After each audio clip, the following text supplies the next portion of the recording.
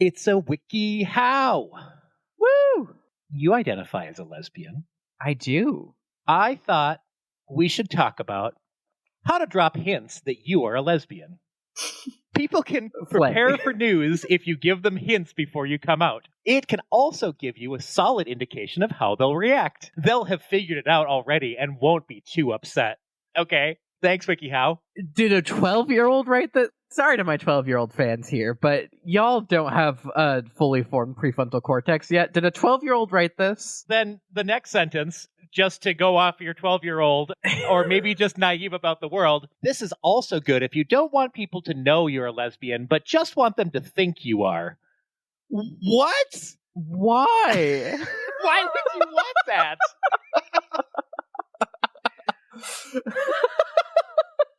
Sometimes I want to identify as a lesbian without really being a lesbian. I just can't understand why you would want that. So, God, I will say, hold on, before we really get into this, please. I did say I was a lesbian before I had come out as trans. Maybe if someone is saying, hey, I'm a lesbian, and you're like, but you are masculine presenting, they may be trans and just trying to tell you in other ways. There you go. It's dropping hints about all of your identities in various ways. So I put the link in the chat because you're going to look at the first picture and you're going to know immediately why I picked this one. So step number 1 is talk about LGBTQ celebrities. You could go for the classic, I love Ellen DeGeneres. Oh, no, fuck Ellen. No, she's terrible. God. Hey, and this was last updated in 2022. We already knew about Ellen's bullshit at that point. Hey, Wikihow. The other one is Kate McKinnon. I'm not as offended by that one, but I wouldn't necessarily. That one's fine. I don't identify Kate as a huge lesbian icon necessarily. Maybe she is. Yeah, like, why are you putting Kate McKinnon and Ellen DeGeneres together? That's really bad for Kate McKinnon. Not gonna lie. Yeah, no kidding. Hey, these two equally famous and great lesbians. No! But then the next one says you could also mention musicians like Girl in Red, who we both are big fans of. Yeah, Girl in Red's great. And Hayley Kiyoko, who I don't actually know, and now I feel like I need to listen at some music. Fucking love Hayley Kiyoko. Oh, hell yeah. Okay, then I'm going to, because we love the same music, because we share the same brain. I do have to say, though, when I was in AmeriCorps, I was listening to Ashnika, one of our favorite artists in the entire world. I got to see Ashnika. Oh, I know, I'm so jealous. And one of my core members comes over to me and is, I didn't know you were fruity. Okay, and it was because I was listening to Ashnika. There are definitely some music styles and people out there who may be a subtle hint that you are lesbian. Just blare that Ashnika, and it's the siren song for lesbians. All right. Oh my god. Number 2, dress in LGBTQ items. Okay, that's not that funny. But here's the thing that I thought was interesting about this. This will surely raise, and then in brackets, positive, questions about your sexuality. Will it? We've talked a lot about venturing outside of our little positive bubble in our community and going to places outside of Duluth, Minnesota, where there are Confederate flags, which makes zero sense to me at all. I don't think that's going to be positively questioned by a lot of the world. Also, I'm sorry, but if you are in a place where it is LGBTQ plus friendly, you are not going to get questions about your sexuality. You're just going to be like, oh, that person's probably a really good ally. It's an ally. Absolutely. Yeah, in my community, we don't really necessarily take if you're wearing a trans pride shirt, we're not going to immediately be like, oh, you're trans. We're going to say, hey, that's a really cool shirt. Yeah, I don't know who this is written for, but I don't think that does the thing that you think it does. One of the examples on here in the picture is a Love is Love shirt, which is like that's the ultimate ally shirt and sticker that you see. So again, it's like if I saw that, I'd be like, oh, you're such a great ally. That's cool that you have that. I would not say that's a lesbian person. That's a lesbian right there. The next one is wear a plain thumb ring. Now, these are really interesting. Again, I think a lot of this is AI generated. The picture is just rings with no stones in the spot where there should be a stone. Is that significance in where does this come from, Anna? That just sounds terrible. Those things already get caught on clothing all the time. They look do you just want something, like a claw that you can just wear on your finger? Also, thumb rings? This definitely was generated by AI, because in my time as a lesbian, I have seen very few thumb rings. I have seen a lot of bisexual women wear thumb rings. Lesbians have different ways of showing other lesbians that we're fruity. This is funny. I did look it up, and all that I could learn from Google was some thumb rings symbolize strength, independence, and power. Okay. Wealth. It's a symbol of flaunting wealth. All right. And platonic friendships, which I think is what we're trying to get away from if you're hinting to people. That is the most Sappho and her friend. Oh my God. That is the most Sappho and her friend thing ever. Oh my God. Don't worry. I'm only wearing this thumb ring because we're really good friends and roommates. That's it. God. All right, I think we could speed run the next couple here. Make a photo of a pride flag your wallpaper. Sure, but who sees your phone wallpaper? Oh, and then check your phone frequently and take it out. They're not going to think that you're lesbian. They're just going to think you're ignoring them if you're doing that. Yeah. Also, is this to I swear one of these next ones is going to be go on a date with a woman. And it's going to be like, this really will show people how... Have lesbian sex. It'll totally let them know. This one says, discuss the people or girls who appeal to you. Okay. Maybe you want your best friend to know you're lesbian. Did you see that girl in biology class sitting next to me? Wow, I could get lost in those stunning eyes. Okay. They're calling those discreet hints. That might not be as discreet as you think it is. Listen, I don't want to fall into the trap of Sappho and her friending here. But also, I compliment women all the time because women are pretty. I'm not going to be like, oh yeah, that girl in biology class, I could get lost in her stunning eyes. I want to fuck her. I don't compliment women all the time because I'm 40 now and it's creepy. So unless I know the person well enough, I try not to be the random creep who's, hey, you've got stunning eyes. So, couple tips that they give us. Okay, one tip, actually. Don't be too bold when you try these hints. Just act like these things are normal for you. Not like you're acting like you're trying to drop hints, unless you specifically want someone to know. That was the most nonsensical. That had nothing. There was no information in that sentence. Yeah, that wasn't a coherent sentence. So there you go. I'm glad that you finally know, Anna, how to drop hints that you're lesbian. Hey, Cam, have you looked at Ellen DeGeneres recently? She's horrible, but she's a really prominent lesbian icon. Oh, also, have you seen how hot Ash Nico is? I have. I legitimately have. I'm subtly dropping hints that I'm a lesbian.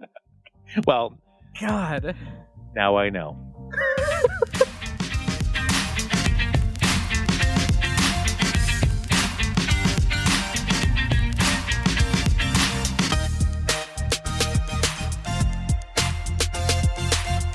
Hi, I'm Anna, a part of a transgender system.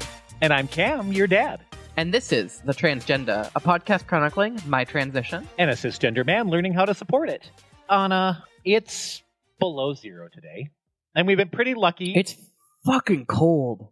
It's often below zero in our city in northern Minnesota, but it only now this year is it beginning to get below zero, which is stressing some of us out. The sun is still setting. It's really fucking cold. Before 5 p.m., so it's dark and it's cold. And also, I'm coming right off of therapy into recording today, which I usually try not to do because I get very emotional in therapy and it makes it harder to be funny here. So, hey, listen, never apologize for going to therapy. And all of you fuckers who listen to this podcast, I love all of you. Go to fucking therapy. I swear to God, if you can afford it, if you can figure it out, go to therapy. It will help improve your life a million times. Go find resources. Absolutely. So I think we talk a lot about the fact that people should go to therapy, that if they're feeling depressed or anxious or need any extra help, going to a doctor who might be able to prescribe you. Anna and I are both very openly on medication for our various brain ailments and misalignments of chemicals that live in there. Our brain ailments. I don't know why I said that like 1900s snake oil salesman. This'll solve all your brain ailments. Hey, Charlie. Charlie, are you looking for something to heal that brain ailment I see you got there? I see those tears, Charlie. Charlie, why don't you come into my factory? We'll get you some brain ailments. It's just heroin, though. It's effective for those brain ailments. Temporarily. Heroin and cocaine. Yes. And then the other thing that we always talk about, we talk about it all the time because it's extremely important, but the idea of supportive community, surrounding yourself with people that you can talk to, finding online community, all those things we have talked about at length. Today, what I want to talk about is like, what do we just do on a day-to-day individual basis with the tools that we have, both having been in therapy for a long time and also just coping with ourselves in the world? The answer is cry. Yep, I do that too. And crying is completely okay. And it's okay regardless of your identity in this world of any kind. You should be able to cry. So what else do we do? That was a joke. But to get through those mental health slumps. It was a joke, but it was real. It was a little too real. If you felt called out by that, I'm sorry. I didn't mean to call you out. So what do? I do a couple of different things. I spend time with people who I love and care about. Yeah. Friends, my partner, Cam, my siblings. Hang out with those people. Deep breathing has often been pretty good for me. As we're going to get to a little bit later, dissociation is very good for me in particular. That kind of helps reset. Are you but able overall, to... I would say... This is a question I have. Oh, go ahead, yeah. I'm fairly unfamiliar with dissociation, and maybe we'll talk about this more later, but maybe this is a good time to just say, is that something you can actively do? Can you trigger disassociation in a way that is positive to experience when you're feeling slumpy or anxious?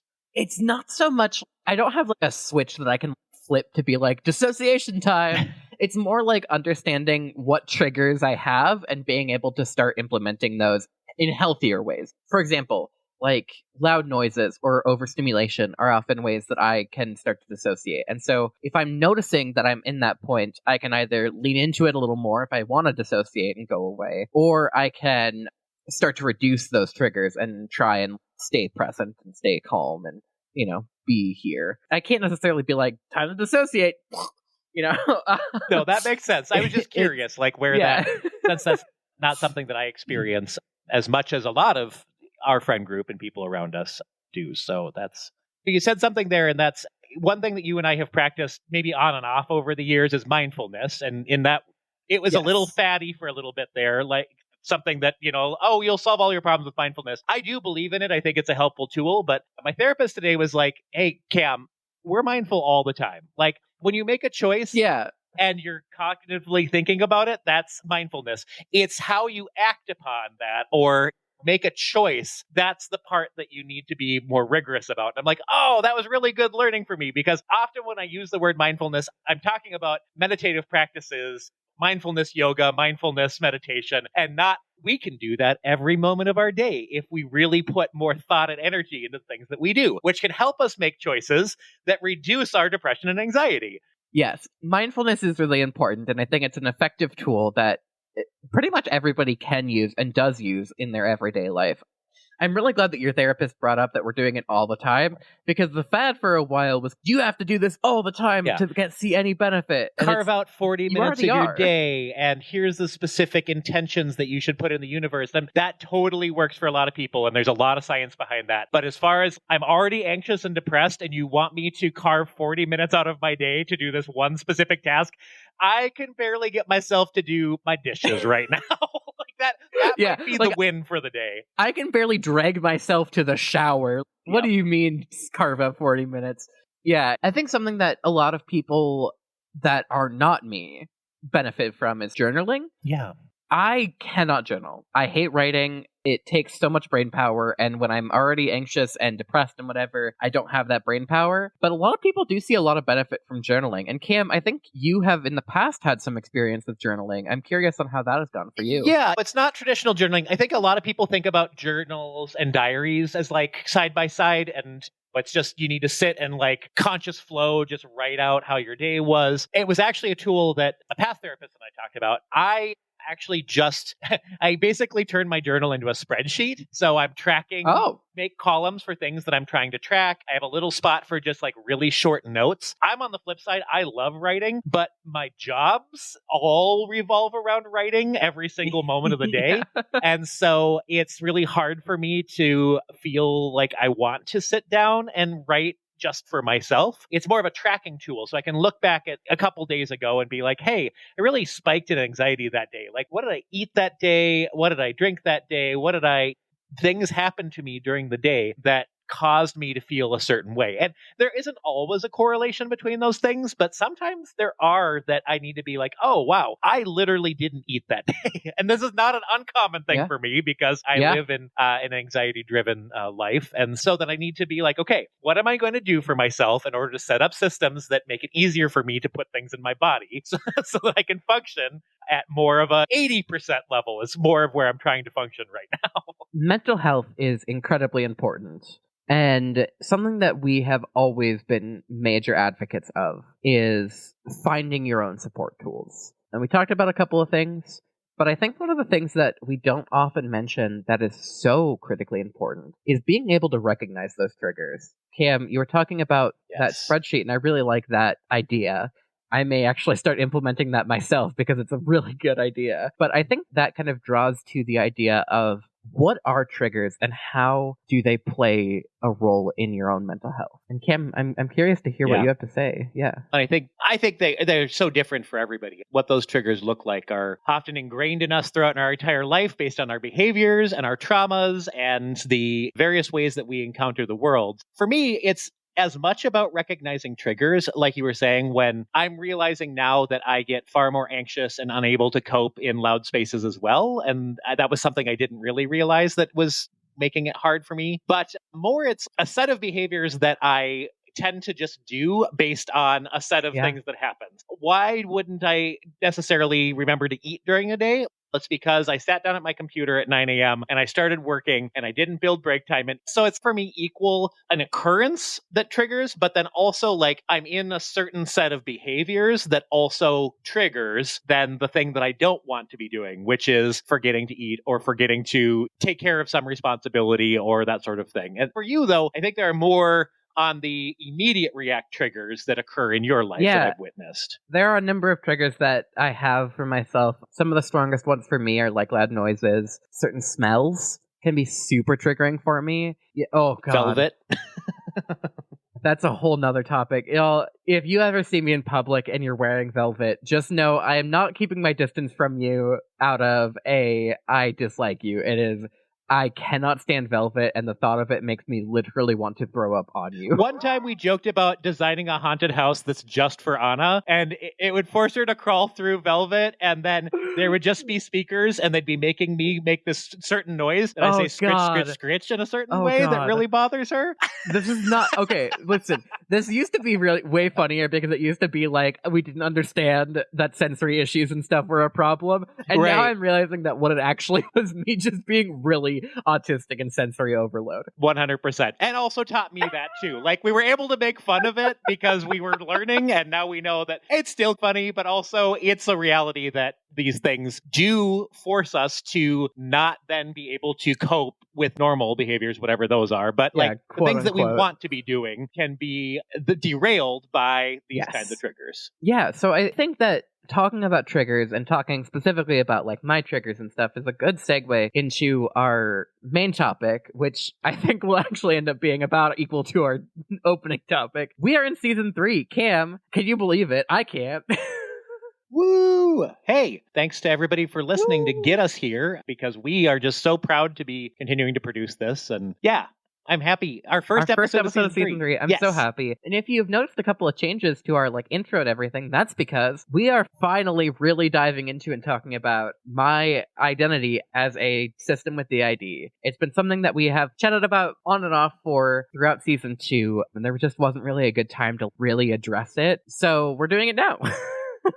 This is an appropriate time. We're making the leap. You're still going to see a lot of our marketing say Anna and Cam because that makes sense. But what does this whole system thing mean, Anna? DID, dissociative identity disorder, it used to be known as multiple personality disorder. That is bad triggering word for a lot of systems nowadays. And then I also want to add into there OSDD, which is otherwise specified dissociative disorder, because those people can often also have systems in their system space. What is DID? It is a childhood developed response to trauma. I think I've been fairly open in the podcast about my experiences with abuse and the horrible things that I have suffered as a child into my young adulthood. Thankfully, I'm finally at a better spot in my life. I'm more stable and everything. But that led to interesting, I should say, coping mechanisms. The main one of which is called DID, where I developed a way to break up and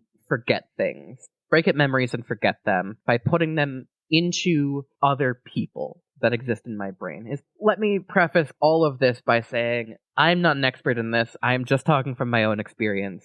And I'm not going to be able to speak very eloquently if you are a professional researcher of this. Don't at me. But even the experts that we have learned from have a hard time describing, because even they're like, we're having to describe for people in a way that makes sense to your general population, but also reflects what's actually going on inside of your brain. And I don't think that there's a perfect way to color that picture. This is a good way of putting it. For my trans folks out there, it's like trying to describe gender dysphoria to a cis person. There's not a good way to do it. And for my cis people who are maybe queer or something, it's like trying to describe what being queer is to a straight person. There are ways that you can go about saying it, but it's not necessarily going to be exactly the experience that you are having. For me, I am a single part of a broader system of people. I think that I am okay saying that I am the apparently normal parts, or the piece of the person. What? Cam laughed a little bit.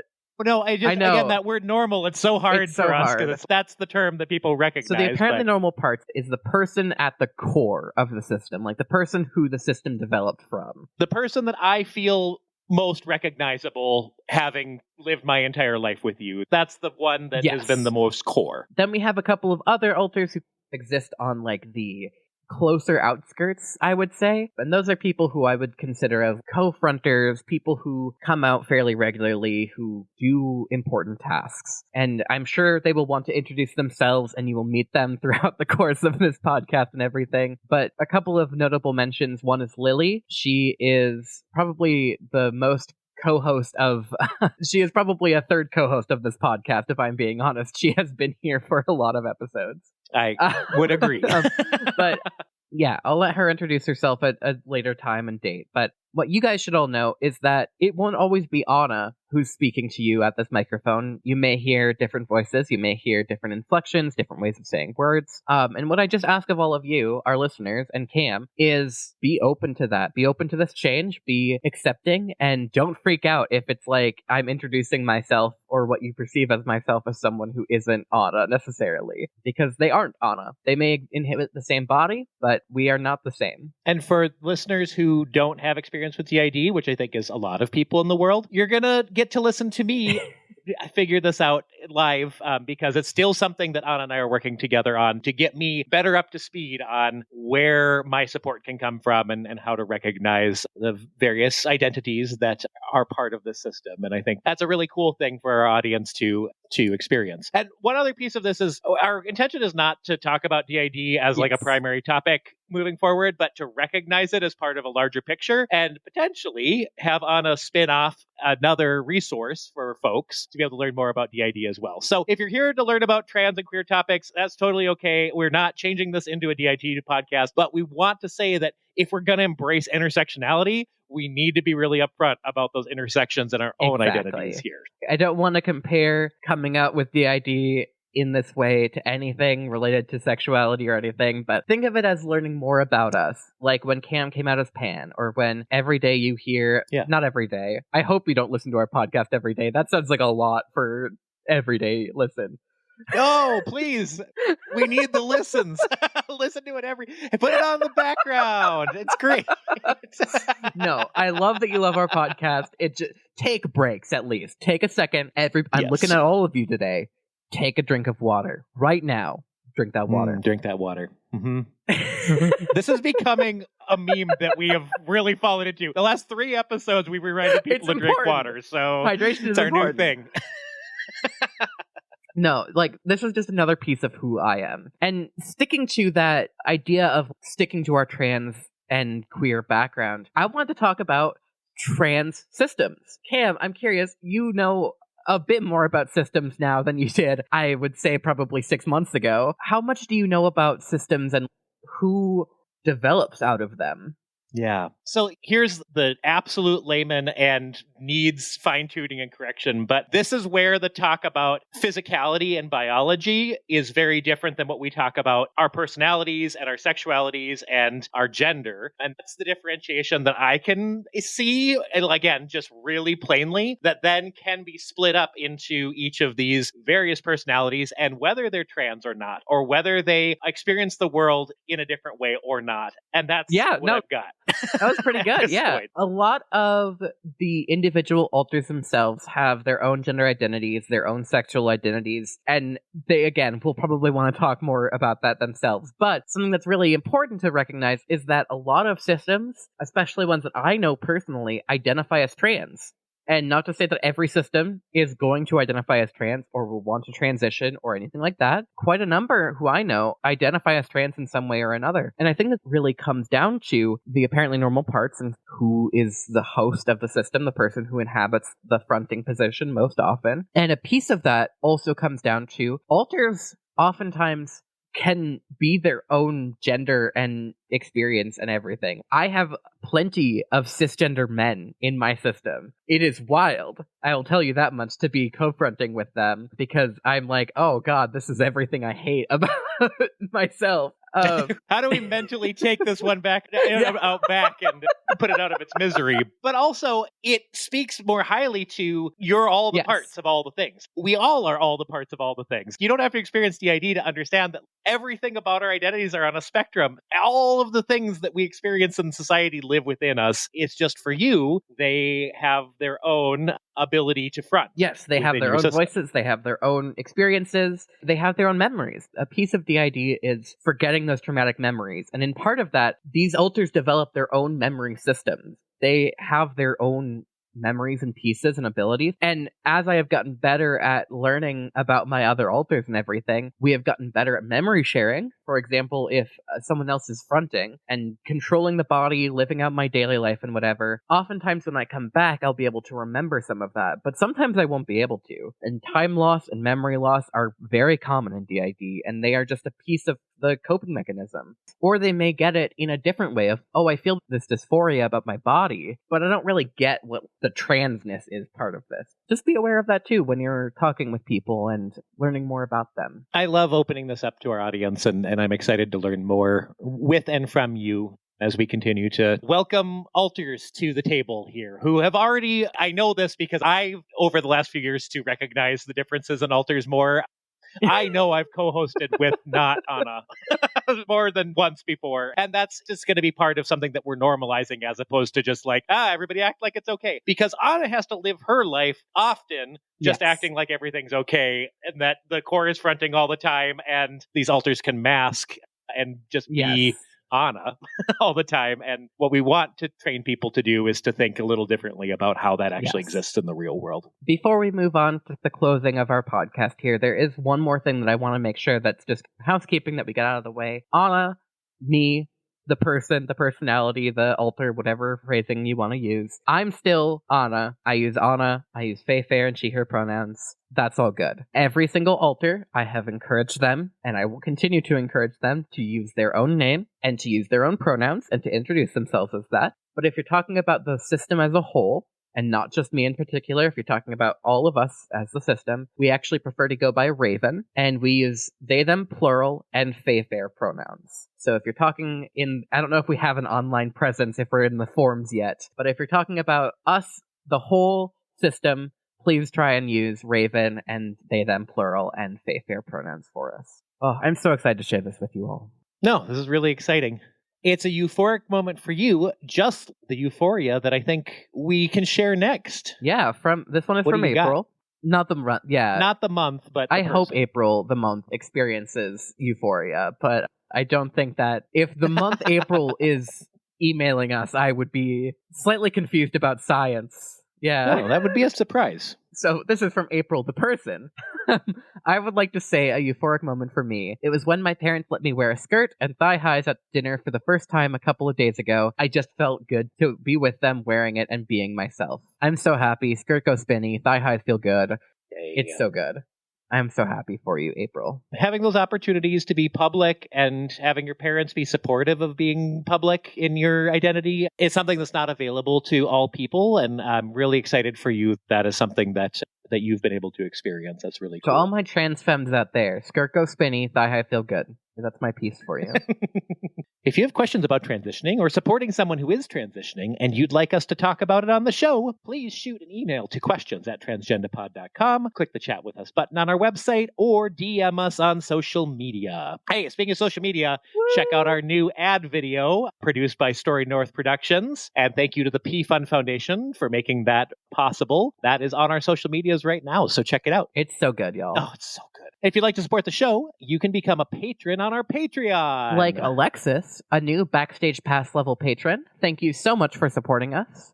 And as always, be sure to check out our episode description for links to resources on today's topics. We'll link something about DID in there, and we'll also link that Wikihow so you can laugh along with us reading about how to subtly come out as lesbian. You got to check out those pictures. And don't forget, we now offer shout-outs. If you want to promote your business, say happy birthday to a friend, or share just about anything with the transgender listeners, just hit the shout-out link on our website to learn more. And thanks for listening. I've been Cam. I've been Anna. And this has been The Transgender. Love you all, except the bigots.